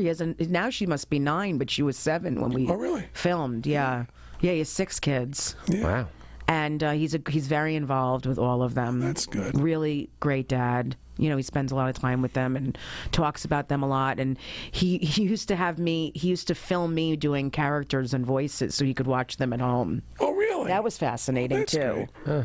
You know, I do a lot of character stuff, and he'd Right. be like, put his phone up in front of me and be like, "Do that one about your Jewish grandmother." And it's like, so, I felt like I was on something the whole time I worked Right. with him. It was just insane. The idea that he's home studying you, Yeah. that's just crazy. Yeah, because he loves character stuff. He loves comedy, and he just is very dry. When I went in for my audition with him, he had done Awakenings with Robin Williams. And I thought, well, I'll break the ice with Bob De Niro and maybe put him off the snacks scent. That's such a great story. I know Robin, so I'll bring that up. And I said, well, you just got done working with Robin. And De Niro went, doesn't take much to set him off. Really? That's a bad sign. Whoa. Wow, that's interesting. He just goes off all the time on everything. I said, yeah, that's That like was he his discovered brilliance. it. Like he discovered it. Oh, that Shaq, kind of tall, isn't he? Yeah. Kind of tall guy, that Shaq. Yeah, Bob. Yeah, and Robin Williams does go off on things. Yeah, he does. You may not know this, but the movie Big with Tom Hanks was originally Robert De Niro. Did you know that? Really? Yeah. No. It was cast as Robert De Niro. And No. Penny Marshall directed it. Is right? Penny Marshall? Yeah. Penny Marshall directed it. And I was up for a role of the friend in Big. So I was going to, again, be able to work with Robert De Niro earlier. This was before that. And I was with Penny Marshall. Turned out I couldn't do it because I never have a schedule wasn't right. But I was with Penny Marshall. We were having a good time and talking. And she said to me, would you do me a favor? And I said, sure. She said, we have the kid who's going to be the star of Big as the kid, as the friend. And he's coming in from Chicago. And this is his final audition. And he was supposed to read with De Niro. And Bob can't be here today. So I wondered if he could read with you instead. And I said, so this kid came in from Chicago to do his final audition, and he's supposed to read with Robert De Niro, and instead he's going to read with Penn Jillette? And she said, yes. I said, no, I can't do that. She goes, well, if you don't do it, he's going to be reading with just a regular script person, and I think it'd give him a better chance if he reads with you. And I went, but he can't be that. No. When did he find out it's not De Niro? She said, well, he doesn't know yet. I said, he's going to walk in the door to do the audition with De Niro, and you're going to say, no, we have a dipshit magician instead. We have some asshole magician is going to read with you instead of the greatest actor ever that you've been preparing for. How long has it been auditioning? Like 6 months. I said, oh, good, this will be great. I said, no, I'm not going to do it. And she said, no, you really have to. So the kid comes in with his parents, and he's whatever he is, 12 or so. Yeah. And Penny Marshall says, Bob couldn't be here today, but Penn is going to read with you instead. And the kid goes, great, that's so what? I said, give him the part. The greatest actor that's ever lived. This is the most fabulous actor. Look at him. Yeah. He's actually faking that he's happy to be reading with me. Hire him right away. And then we did the scene, and everything he screwed up, I was going, my fault. He's really good. I don't know if he ever got it. I don't remember his name or anything, but because then the production shut down and De Niro quit, and they brought in Tom Hanks. Everything went crazy. So I don't know what happened. But so once I was actually... You have these like weird connection. Yeah, all these things. It's hysterical. Yeah, well, De Niro was snacks, and then not... I mean, can you imagine? You're with... I mean, the parents, our son's going to read with De Niro. Well, how'd that De Niro reading go? Well, they ended up reading with Penn Jillette and said, what the fuck? what the fuck? Well, yeah. You're going to be meeting with Einstein this afternoon. Oh, no, not Einstein. It's Bill Nye, the Science Guy. Sorry, we couldn't quite get Einstein. It's Jared from Subway. That's who we got. We tried. But we got this. So, what are your? I'm thinking about something. I know this is switching subjects, Please. but because I talk to De Niro a lot about this stuff because he has so many kids and people going through different things. But what are your vices? Because I'm so surprised you are a comic performer. Your life is so insane. I mean, I just know just from doing all these shows and going up every night and having to be on and doing what you do. It's incredible to me. What are your vices? Like, because you've never had a drink? Ever? No. Well, you Never. could It's say so crazy to me. that vanilla has alcohol in it. There's trace amounts. Yeah. You can't say there's never been alcohol in my system. And I've been on. I've had surgery. Right. During which I had to have. I've been on morphine for tremendous pain and stuff like that. But for short periods of time, and I've done codeine for a bad cough, but never recreationally. Won't even be around marijuana or anything. That's so fascinating to me in this business. It's just unheard of. I've never done that. I used to be wicked fat. I lost 110 pounds. I used to be wicked fat. I lost 100 pounds too. Yeah. Yeah. It's fun, isn't it? It's great. It's just now I need to get off my ass and exercise. Like I have to. I'm not doing a water fast. I don't know how you. We you don't ever lose weight exercising. That's true. You only lose weight. Make them separate. Make them separate. Lose your weight, then exercise. Yeah. That's They the got to only way be separate. You can't lose. You can't exercise to lose weight. You exercise to gain weight, but you got to lose it first. Right. I don't know. I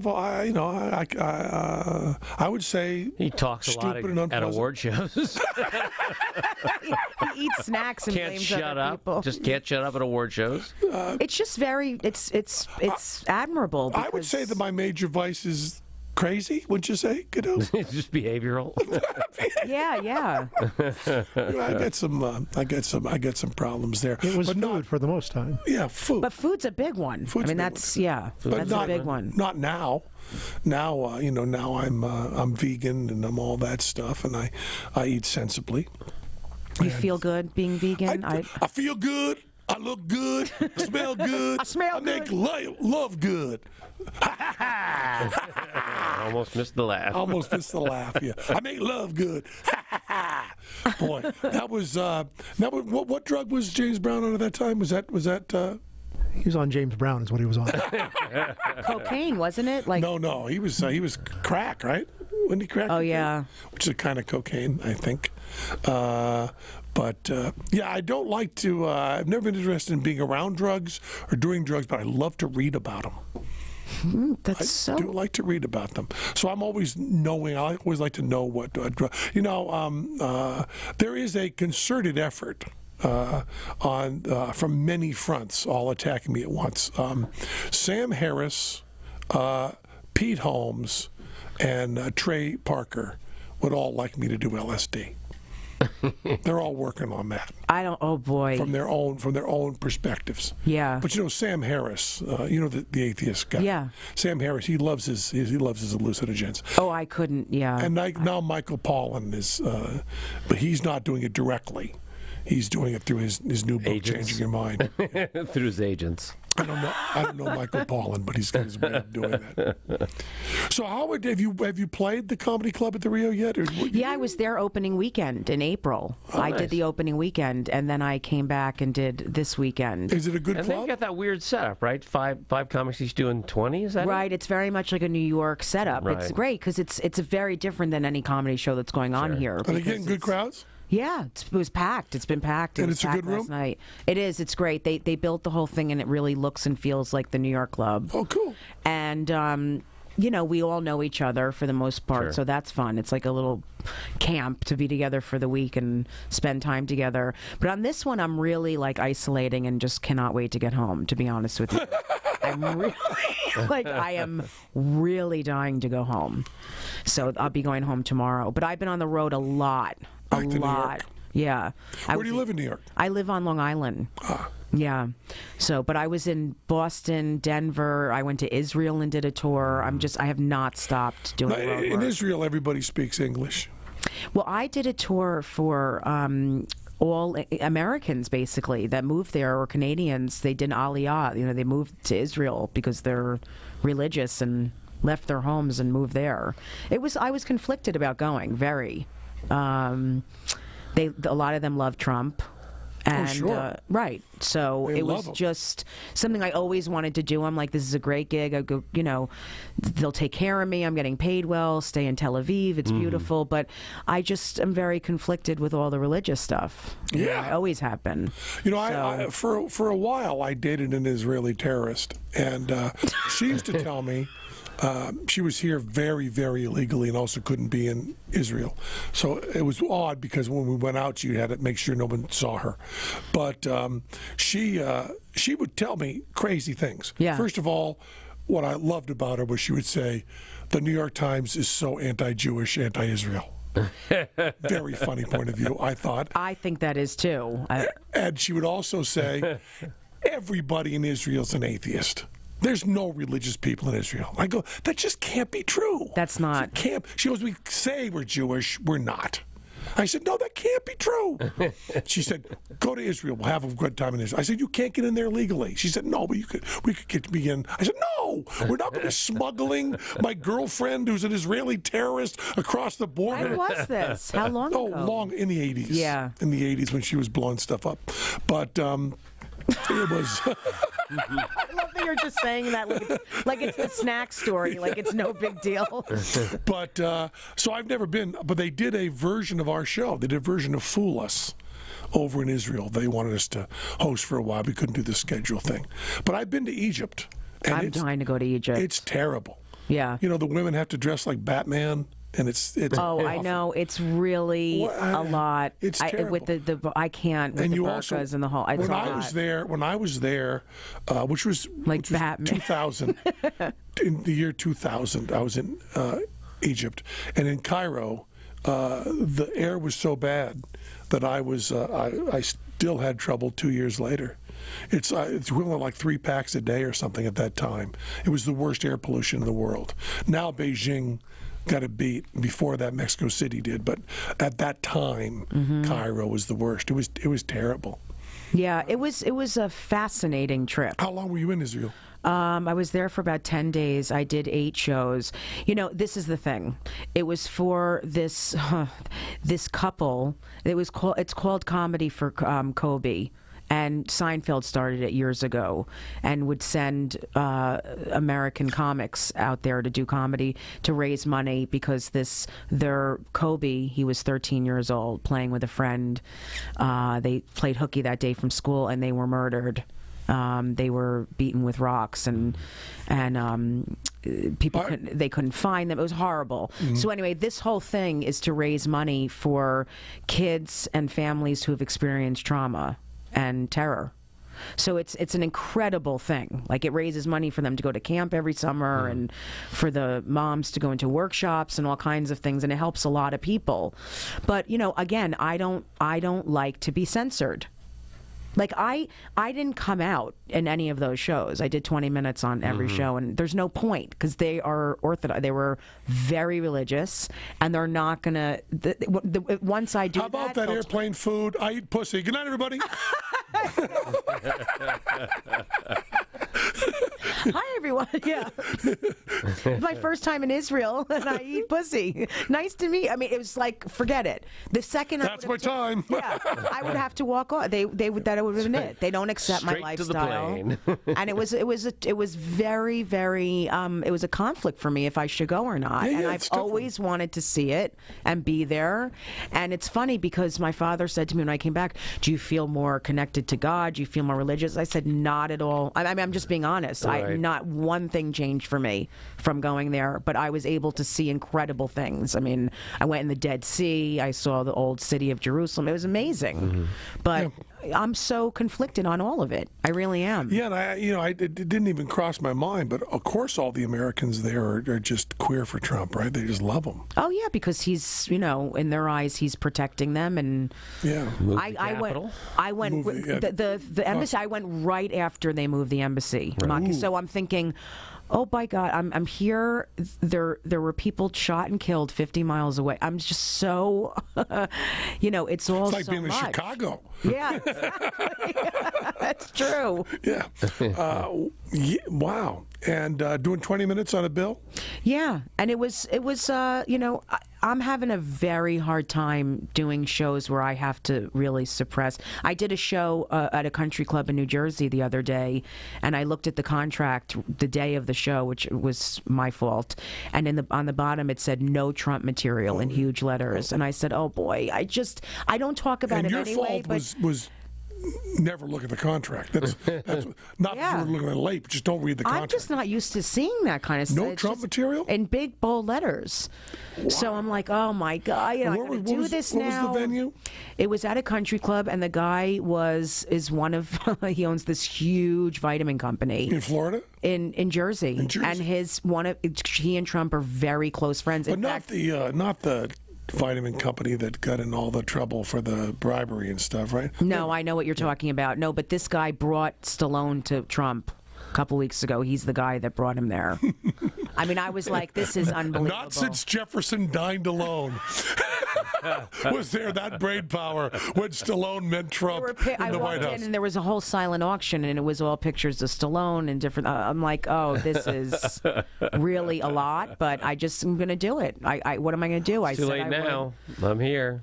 Yeah, and it's like it's not that it's just been very hard for me to make people laugh that I know are making some really horrible decisions. We don't want them to feel better. I don't want them to. I don't.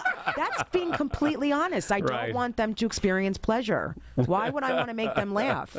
Well, you want to make them laugh because they're doing nothing wrong.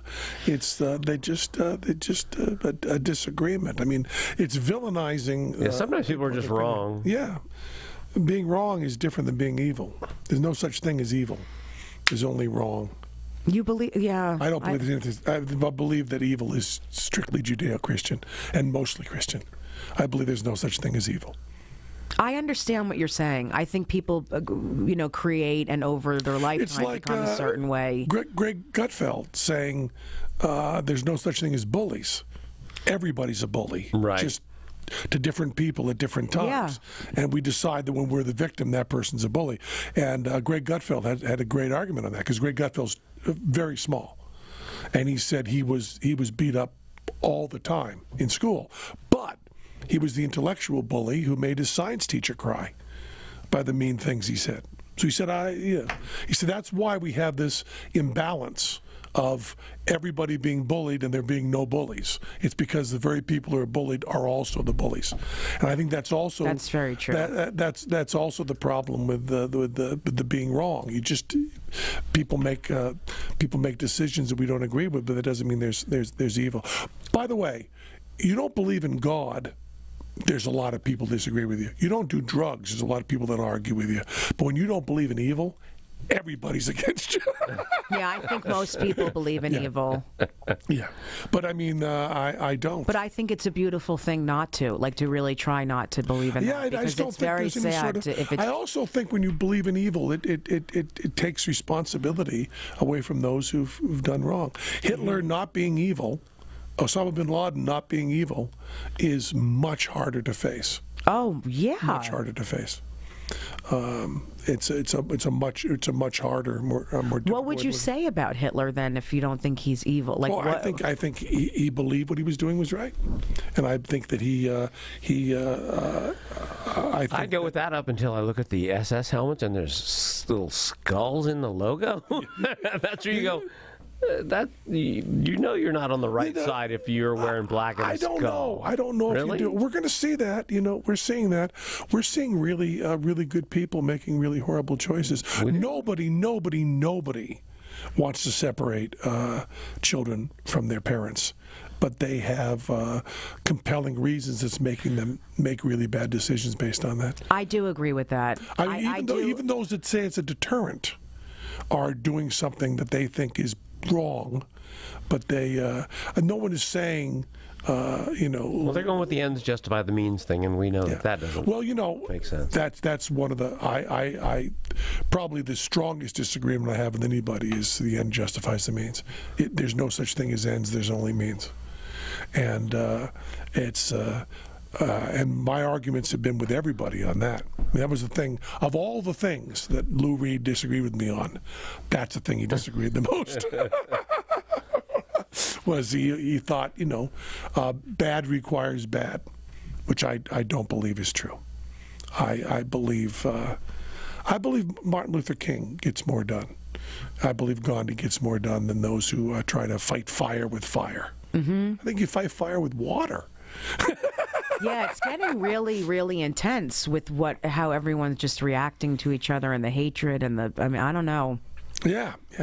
And there's, as Robbie, who works with us, my friend for 45 years, who's been working with us, Robbie said the other day about not serving her at the Red Hen restaurant. He said, you don't throw out of the restaurant. You just do what everybody else does, spit in their food. That's what everybody else has been doing. Why did this guy do something different? That was working fine for us. But, yeah, it's... but you don't want to get into it, because I'm off the charts on all of this. I'm fine with people not associating with who they don't want to associate with. I have been, I'm one of the people that started Broadway Cares for AIDS in the 80s. I don't think you can find many people more pro-gay than I've been, and yet you don't want to make a wedding cake for somebody for any reason at all, don't do it. You don't want to serve somebody for any reason at all, don't do it.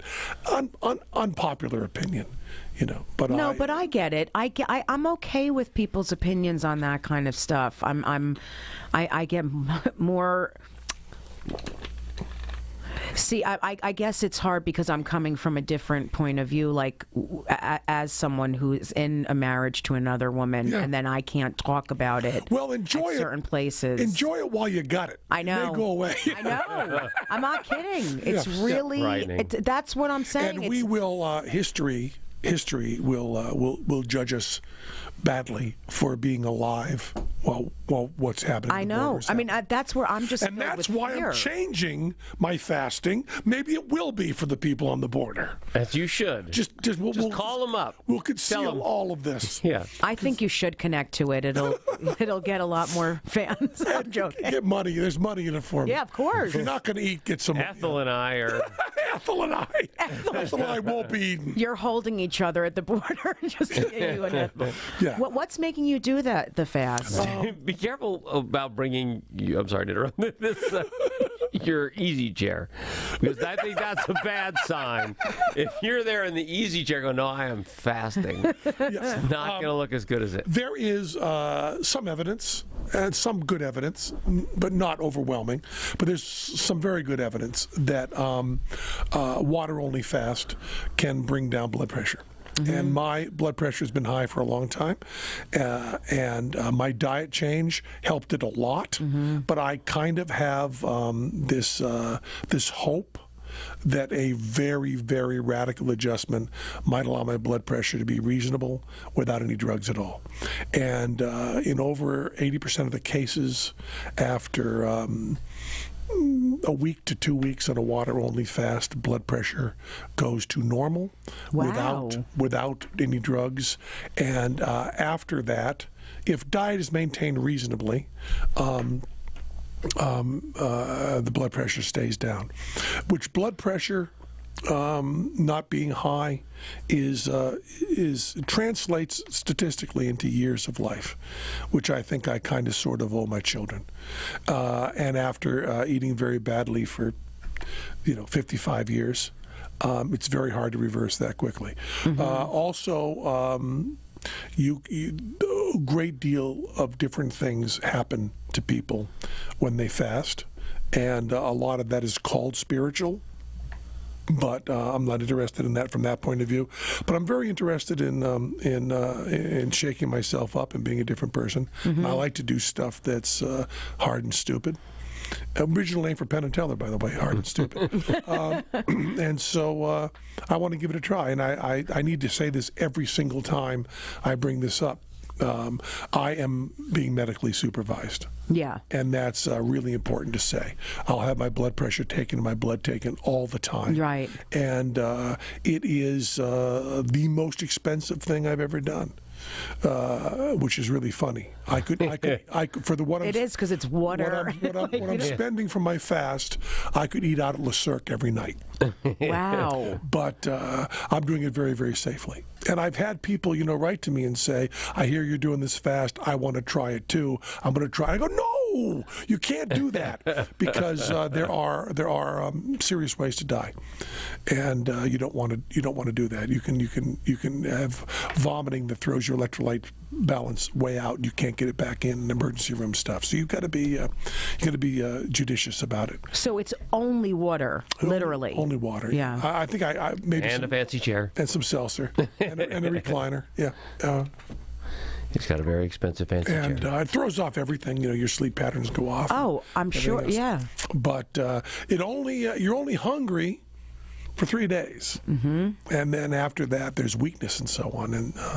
And supposedly at 14 days, you get some mental changes and so on. I mean, it's tempting.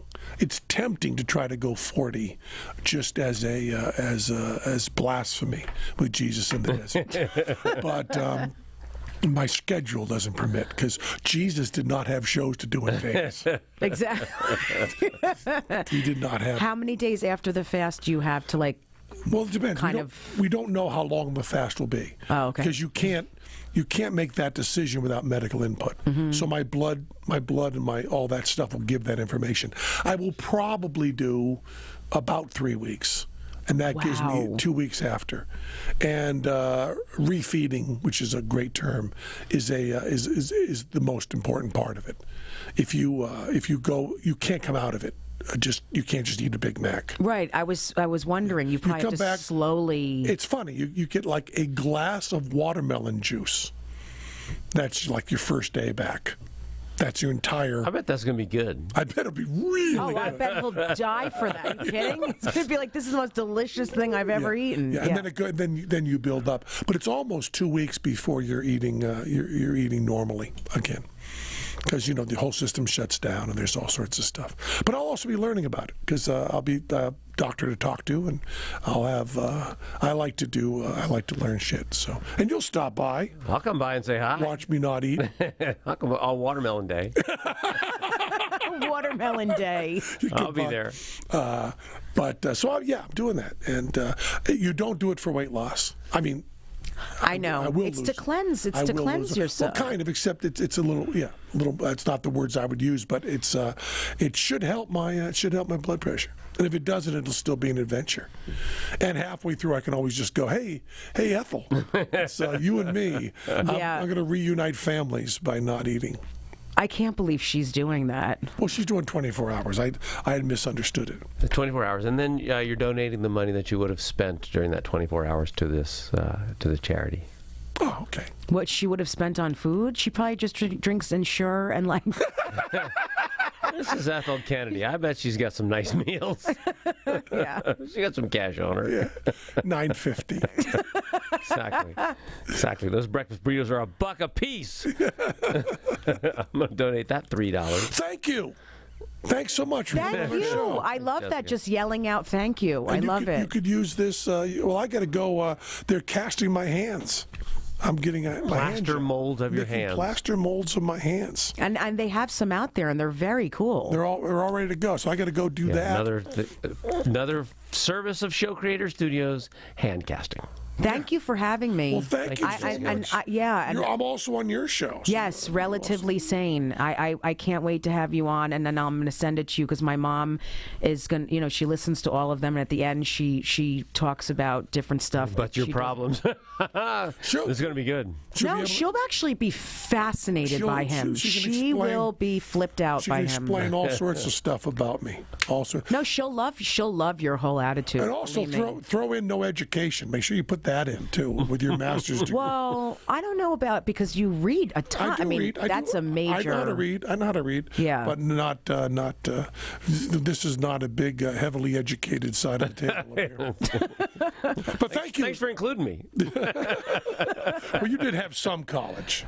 Clown college, yes. Yeah, me too. We both went to clown college. Clown college. We both did. Ringling Brothers Clown College. I love that.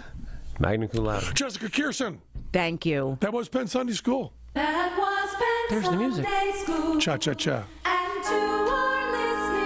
you become naked.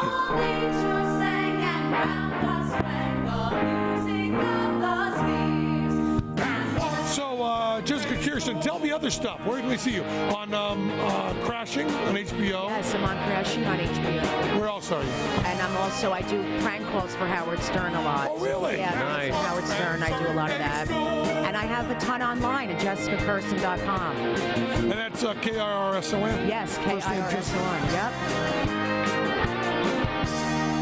That was Penn Sunday School. I look good, feel good, smell good, I make love good.